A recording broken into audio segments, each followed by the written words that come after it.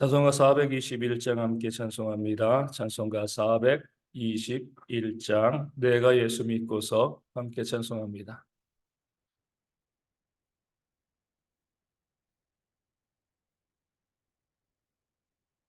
찬송가 421장입니다. 내가 예수 믿고서 죄사함 받아 나의 모든 것 다 변했네. 지금 내가 가는 길 천국 길이요 주의 피로 내 죄가 씻겼네. 나의 모든 것 변하고 그 피로 구속 받았네. 하나님은 나의 구원 되시오니 내게 정죄함 없겠네. 주님 밝은 빛에서 어둠에 지니 나의 모든 것 다 변했네. 지금 내가 주 앞에 온전케 됨은 주의 공로를 의지함일세. 나의 모든 것 변하고 그 피로 구속 받았네. 하나님은 나의 구원 되시오니 내게 정죄함 없겠네.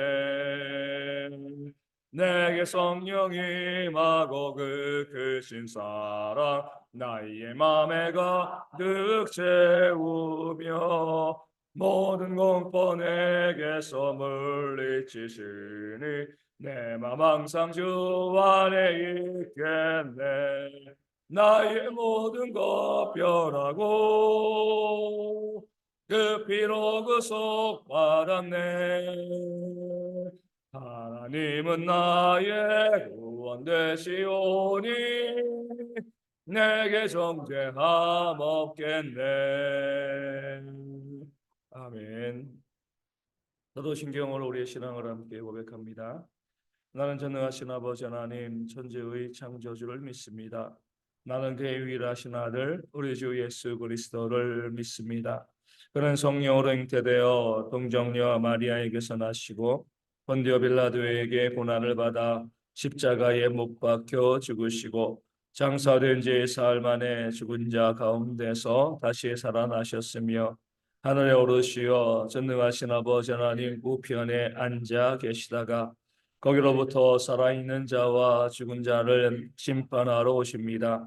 나는 성령을 믿으며 거룩한 공교회와 성도의 교제와 죄를 용서받는 것과 몸의 부활과 영생을 믿습니다. 아멘.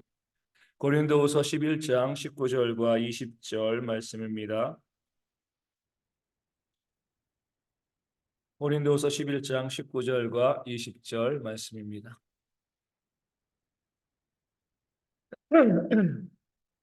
제 말씀을 읽어드리겠습니다.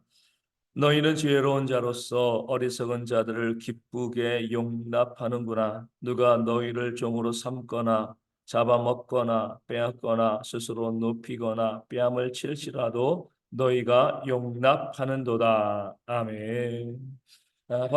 사도 바울은 고린도 교회 성도들을 향하여서 너희는 지혜로운 자로서 이렇게 이야기합니다. 너희 참 지혜롭다. 지혜로운 자가 아니냐 이렇게 이야기하는 거죠. 이것은 사도 바울이 고린도 교회 성도들을 바라보면서 너희가 뭐 똑똑하고 많이 배웠으니까 너희가 지혜롭다 이렇게 이야기하는 것이 아니라 고린도 교회 성도들이 스스로를 지혜롭게 여겼기 때문에 야 너희가 늘 우리는 지혜로워 그렇게 이야기하지 아니하냐 너희가 지혜로운 자가 아니냐 어떻게 보면 약간 비꼬듯이 그들을 책망하기 위해서 너희는 지혜로운 자로서 이렇게 말씀하고 있는 겁니다. 그렇게 지혜로운 자들로서 그들은 어때요? 우리가 지혜로워, 우리가 똑똑해, 우리가 많이 배웠어 이러면서 사도 바울을 어리석다라고 이야기하고 무시하고 멸시하는 그런 모습이 있었습니다. 그러면서 또 어때요? 오늘 말씀을 통해서 보면 너희는 지혜로운 자로서 어리석은 자들을 기쁘게 용납한다. 이 어리석은 자들이 누구죠? 자기 자랑하는 사람들. 이 고린도 교회에서 이 거짓된 일꾼으로서 내가 최고다라고 이야기하면서 이 고린도 교회 성도들을 또 지배하고 있는 그런 사람들을 기쁘게 용납하고 있는 거죠. 스스로 지혜로운 자라고 하면은요, 어리석은 자들을 용납해서는 안 되죠. 책망해야죠, 그렇죠? 근데 스스로 지혜롭다라고 이야기하면서 그 교회 가운데 있는 정말 어리석은 자들, 물론 그 어리석은 자들이 스스로 어리석다라고 이야기하지는 않죠. 우리가 최고의 지혜가 있다라고 이야기하는, 자기를 자랑하는 그런 사람들인데, 실제로는 그렇게 어리석은 자들을 기쁘게 용납하고 있었던 거죠. 이 어리석은 자들이요, 이 고린도 교회 성도들, 그들에게 어떤 일을 했습니까? 오늘 말씀을 들어서 보면 우리 20절에 그가 누가 너희를 종으로 삼거나, 어리석은 자들이 이 고린도 교회 성도들에게 한 것인 그들을 종으로 삼는 거죠. 이 종으로 삼는다는 것은요, 이 고린도 교회 성도를 무시하고요, 명령하면서 막대하는 그런 모습, 명령과 순종을 요구하는 그런 모습이 있었던 겁니다. 하대하는 거죠. 종처럼 부려먹는 겁니다.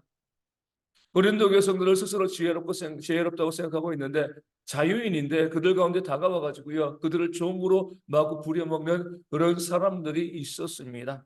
그리고 무엇을 했습니까? 잡아먹거나, 뭐 실제로 사람을 잡아먹는 것은 아니죠.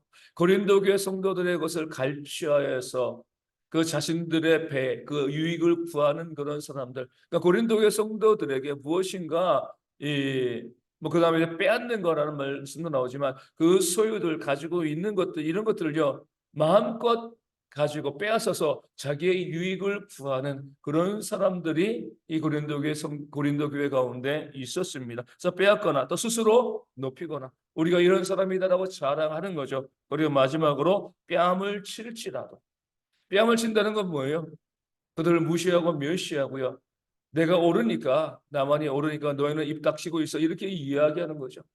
스스로 지혜롭다고 생각하는 그런 고린도교 성도들 완전히 압제하는 겁니다. 무시하고 멸시하고 종으로 삼고 명령하고요, 그들의 것을 빼앗고요, 뺨을 치면서 어떤 생각도 하지 못하고 내 생각에 복종케 하는 그런 일들을 하는 사람들이 고린도 교회 가운데 있었습니다. 그런데 스스로 지혜롭다고 생각하는 그런 사람들이요, 자기들을 압제하는 그런 사람들, 자기들의 것을 빼앗는 그런 사람들, 뺨을 치는 그런 사람들을 어떻게 했어요?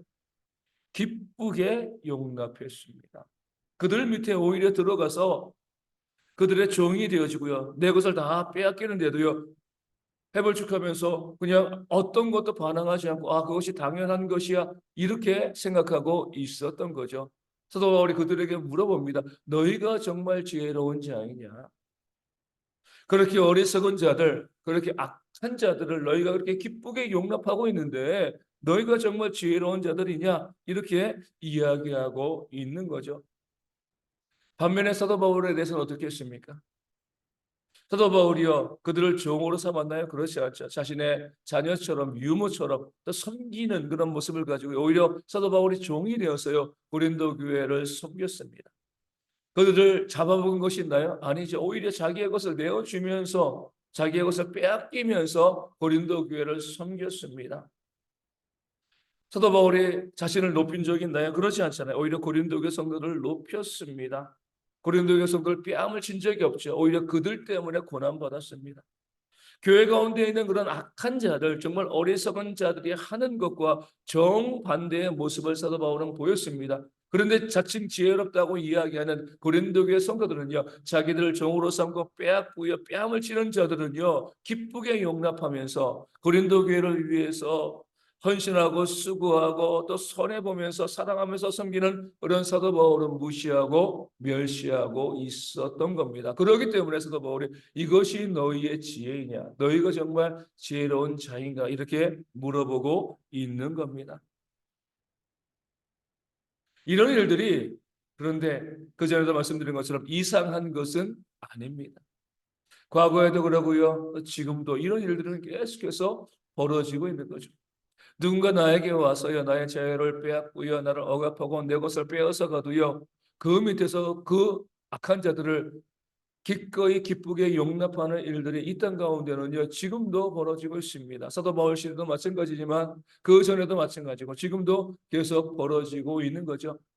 이단들이 그것을 가장 대표적으로 보여주잖아요. 그 무리에 있는 그 사람들을 얼마나 많이 수탈하고요. 그들을 종으로 삼고요. 또 그들의 것을 빼앗고 그들의 뺨을 칩니까? 다 이단들이 하는 거잖아요. 그런데 보면 어때요? 그렇게 압제를 받으면서도 그 이단 안에 있는 사람들은요. 얼마나 순종 잘하는지 모릅니다. 뭐 11조 12조 아니죠. 뭐 재산의 전부를 다 바치기까지 하면서 그 이단을 따르는 그런 모습을 보이고 있는 거죠. 우리 뭐 이 정명석 때문에 여전히 시끄러운데 이 정명석에게 그 자신의 딸이 성추행 당하자 그 엄마가 뭐라고 이야기해요? 나도 그랬어. 괜찮아. 문제 없어. 그렇게 악한 일을 당해도요. 그런 문제가 있어도요. 아니 자기 딸이 그렇게 성추행을 당했으면은요. 누가 가만히 있겠습니까? 그런데 괜찮다. 문제 없다. 이렇게 이야기하는 그런 제정신이 아닌 사람들이요. 이 땅 가운데 너무나 많이 있고 고린도 교회도 다를 바가 없었던 거예요. 사도 바울이 말하는 겁니다. 사랑한다는 것은요. 그 상대방의 유익을 위해서 헌신한다는 것. 나의 유익을 구하는 것이 아니고요. 그 상대방의 유익을 구하는 것이 사랑하는 겁니다. 그렇다라고 하면 너희가 지혜로운 자로서 정말 너희를 사랑하는 자가 누구인지 한번 계산해 보라는 겁니다. 지금 너희가 그렇게 기쁘게 용납하고 너희가 존경하고 너희가 복종하는 그 사람들 너희의 유익을 위해서 지금 일하고 있는 것이 사실이냐? 너희를 종으로 삼고 명령하고 하대하고 뺨을 치고요, 빼앗고 잡아먹는 그런 사람들이 정말 너희를 위하는 사람이냐? 그렇게 알고 너희가 그들을 용납하고 있는 것이냐? 너희가 정말 지혜로운 자들이냐? 이렇게 물어보고 있는 거죠. 그렇지 않잖아요. 그럼에도 불구하고요, 자기를 자랑하고 높이고요, 오히려 빼앗고요, 하대하고 또 종으로 삼으면 사람들이 그 밑에 복종하면서 그 말 잘 듣는 그런 모습이 그 시대에도 있었고요, 지금 이 시대 가운데도 있습니다. 교회 가운데서도 뭐 교회뿐만 아니라 세상에서도 마찬가지죠, 그렇죠? 얼마 전에 이제 어떤 분이 이제 그렇게 이제 이야기했어요. 이 치킨 가게를 운영하시는 분인데 전화가 왔대요.